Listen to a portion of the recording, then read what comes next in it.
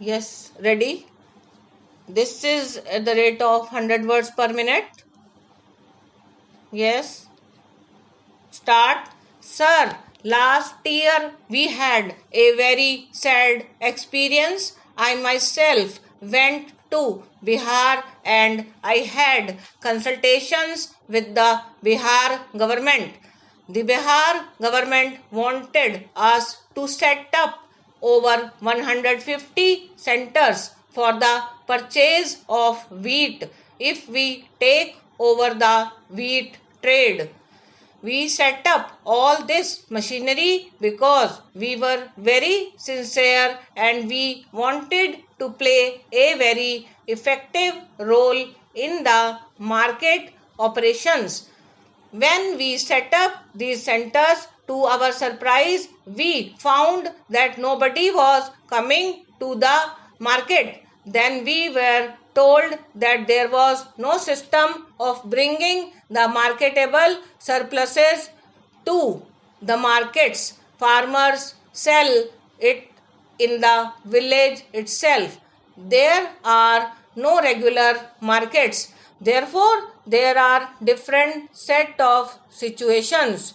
I would sincerely submit for the consideration of the honorable member that if monopoly procurement meant evolving a system whereby substantial monopoly marketable surpluses come to the public sector agencies, I have no quarrel with him. But if it means prohibiting entirely even sales of produce in the villages, it means in substance introducing total rationing in the country, not only in urban areas but also in villages.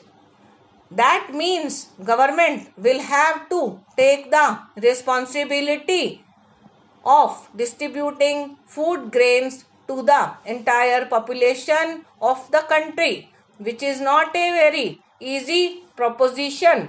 That means government will have to buy at a very high level of price if it is monopoly procurement. But if it means that the price is maintained at a low level, then again there will be a number of difficulties.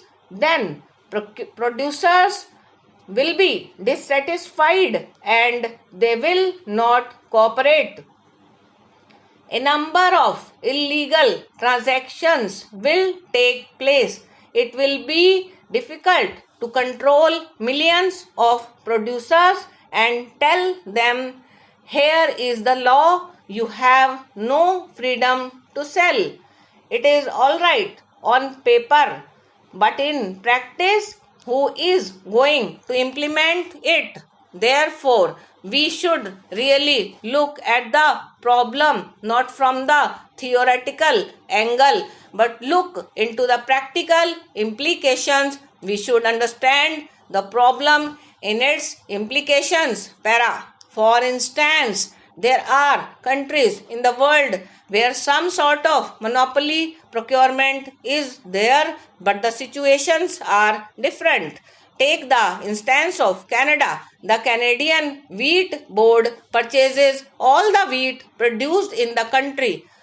There is total monopoly as far as wheat purchases are concerned, but the context is different. Canada is a surplus producer of wheat and it is an exporting country. If the government does not intervene, prices will slump down and producers will suffer. Therefore, the government is intervening in the interest of the production and in the interest of protecting the producers.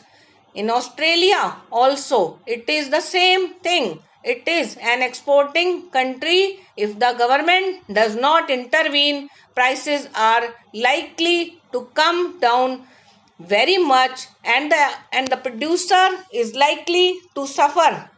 Production is likely to suffer and their exports are likely to suffer.